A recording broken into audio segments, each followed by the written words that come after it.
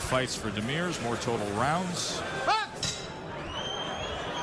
And round one is underway. Sebastien Demers, ranked top 10 in the WBC at 168, former middleweight world title challenger. He started at 154, fought for the title at 160, and moved to 168 last spring. Both fighters fight in spots, so look for those spots. I would expect Demers to be on the outside, at least early on.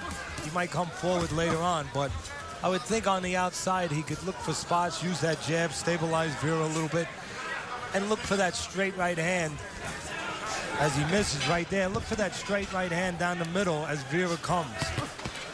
Vera came in with a three-punch combination, landed a right hand, then Demers fired back with a left hand and scored. Vera has lost his last three.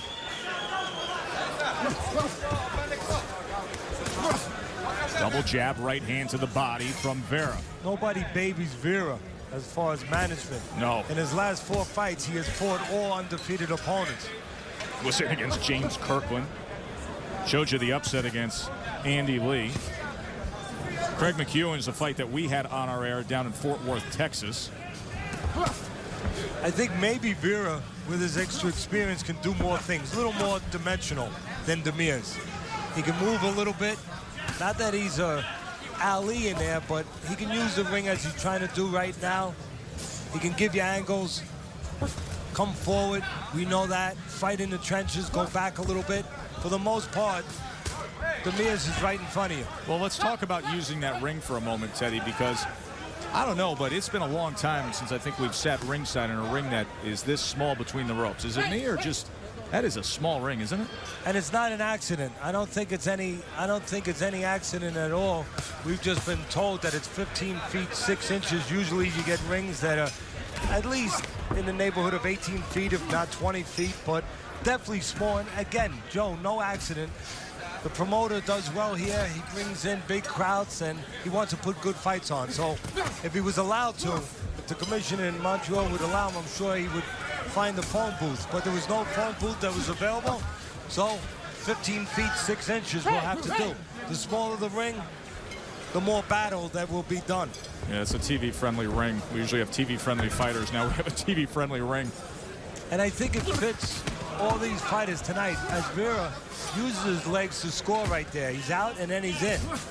Came in, landed a right hand, also landed a nice right hand to the body. He's had a couple good body shots in this opening round. So we come to the end of round number one. Sets up to be a good night of action here in Montreal. Brian Vera, Sebastien Demers. Let's say hello to the first time this evening to Brian Kenny, the now new it fighter up in Quebec, of who's going to be the next generation. Of course, right now, Lucien Boutte sells out the nearby Bell Center in downtown Montreal, and they think Lemieux could be a guy that excites the locals for years to come. But we will see Elvin Ayala step up in our main event. Good, crafty veteran boxer going up against Lemieux. Round number two here between Vera and Sebastien Demers. Vera has a habit of jabbing to the body, and he leans, tilts forward a little bit, leaving himself a little available up top. When he leans forward with that jab to the body, he could get hit with the right hand. Right now, he's on the ropes, but he knows how to fight off those ropes. You know, I mentioned earlier that I like both of the outside fighters tonight to have a chance to upset the apple cart with the house fighters. And the reason I like Vera, well, I like that he's a little bit more dimensional. I mentioned that he can do more things. He's also got the advantage of being the bigger guy, so he could go inside and kind of fight Demers' fight of strength in close. Demers is a smaller man, Joe. Most of his fights at junior middle, then he moved up to middle, and just his last 5 fights up to super middleweight. Vera has been between middle and super middleweight his whole career. Been in against good competition. Not to be intimidated here on the road in Montreal. He couldn't care less.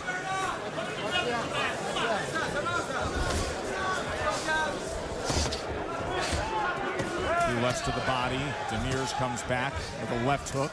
Vera stands right in that pocket and fires off before they tie up, and they're separated by Marlon B. Wright.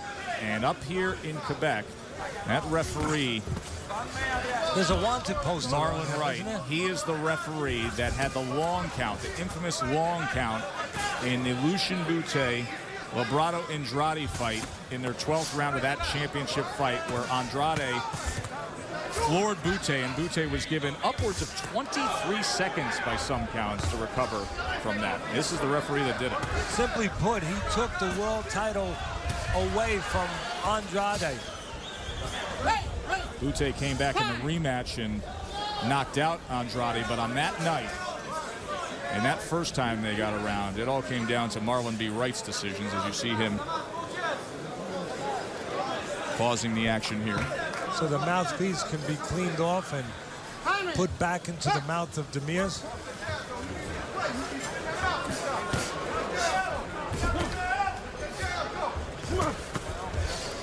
You can see where Demers covers up. When he goes into that peekaboo there and covers up, it gives you an opportunity to put together 1, 2, 3, 4, 5 or 6 punches while he's covered, and that's where Vera must shine.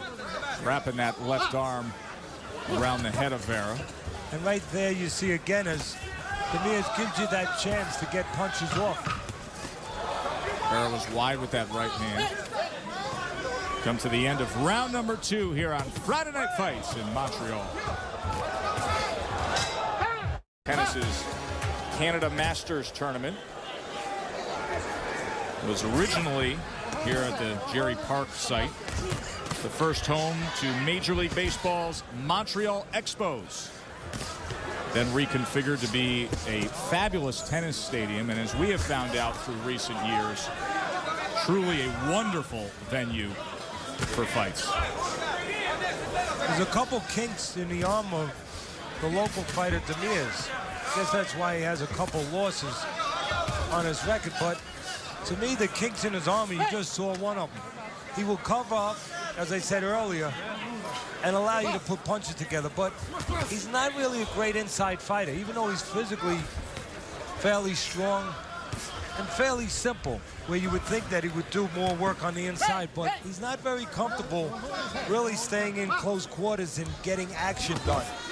He grabs inside, and right there, he doesn't have to worry about being inside because he's downside. Vera scores the knockdown here. 2 minutes to go in round 3. A lot of time left. Vera should at least place, good right hand. Vera should place at least one downstairs. Right hand. He is not ruling that a knockdown. He is, of course, indeed. And a cut second over, knockdown. And a cut over the left eye of Demers. By the way, the 3 knockdown rule is in effect. If he scores another one, this is over. And a lot of time to try to get after it. Demers needs to tie up. And again, Vera might get it done as we get the mouthpiece delivered right in front of us here. If they're looking for it, we have it. But Vera would be well served to place at least one downstairs. I know it's tempting with those right hands upstairs, and that might be enough. And It's over. Brian Vera comes north of the border. Knockout victory. I told you. I told you. I told you. Yeah. Let's go back and show you the first knockdown. Nothing complicated. Left hook, right hand. The left hook comes around, and the peripheral vision of Demers never sees it. The second knockdown, he's already wobbly, already hurt. And again, nothing fancy. Vera knows what to do. Stay on his man. Right hands, left hooks, the same punches that connected early are the same punches that connect late. And again, right hand, and it's the follow-up punch for all you young, aspiring boxers out there. One at a time is not enough. The first one doesn't do the job, the second or third will, and Vera got the job done.